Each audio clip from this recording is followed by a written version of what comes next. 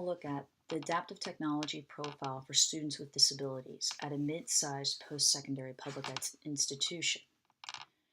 And for our study, we're going to use Levin State University, which is a mid-sized public institution in the Midwest, in a mid-sized city as well, with a students with disability population of 3% in comparison to nationwide 11%. Now, our goal with this study is to, one, identify adaptive technologies that are available to students with disabilities, and to learn both the university policies that regulate the distribution and allocation of adaptive technologies, and federal policies that are going to influence the university policies. To do this, I met with the Director of Disability Services, Lincoln, who also referred me to Kingston, the coordinator of technology services at Levin State. Now, Kingston does not work directly with disability services. He's not employed under that office. However, he is the director of adaptive technology in the IT department. And so Lincoln and Kingston work very closely together in meeting students' needs. So as we go through this, we're going to take a look and see some of the supplies and adaptive technologies available to students with disabilities. These are many types of technology that are usable by many different people. And by that, I mean that they're going to be used by students not only with auditory disabilities, they're also going to be used by students with cerebral palsy, visual impairments, or blindness, any types of things that we need to use an adaptive technology for.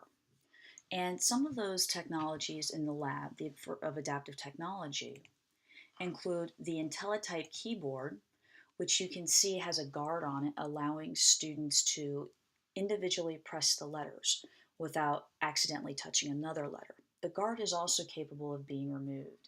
It's much larger than a regular keyboard, as you can see with the pen alongside it, but it's very helpful for a student that has limited muscle control due to something like cerebral palsy or muscular dystrophy.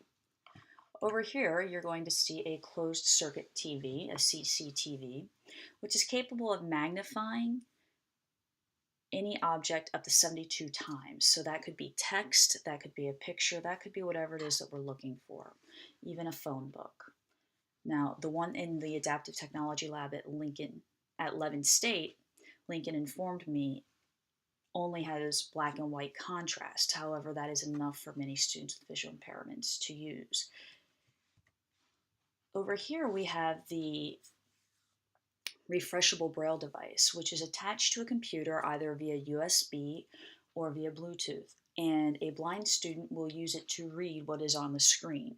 And when he is done with that amount of text, he will hit a button and it will refresh for the words that followed what he just read.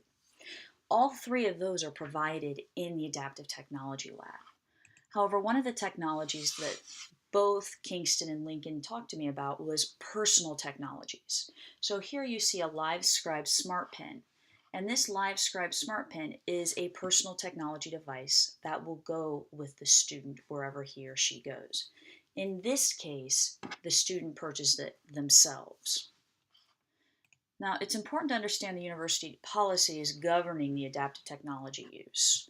Although Lincoln and Kingston both said that they do not use a particular procedure or protocol or policy when considering which technologies to use with students, and they'd rather use it on an individual basis. They are subject to university IT policies, and they're also subject to the federal policies that have been made.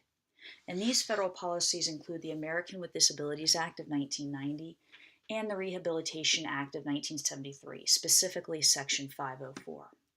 It's important to know with ADA that Titles 2 and 3 prohibit students from being excluded in any part of their education. So if there is an activity going on, students with disabilities must be accommodated for and allowed to participate to the fullest extent possible, while Title 3 prohibits universities or any institution receiving public funding to purchase materials that are not accessible. And the same would go for a learning management system like Blackboard or Banner or Kronos. If it is not navigable by all students, then they may not purchase that software or learning management system. In Section 504, qualified students means admissible students. They must be granted equal access to supplies, to buildings, to technologies to enable them to complete the work just as a regular student would. And they must give them accommodations. And that may be something low tech, or it may be using one of the specific adaptive technologies outlined in this presentation. Now, the most important thing, lastly, is to consider, and again, both Lincoln and Kingston, the two individuals that I interviewed, said that the most important thing is trying to make things with universal design, which means making these technologies or these adaptations and accommodations things that all students will benefit from. Because in that way, we're not singling out the student with a disability. Instead, we're trying to accommodate all students, disabled or not.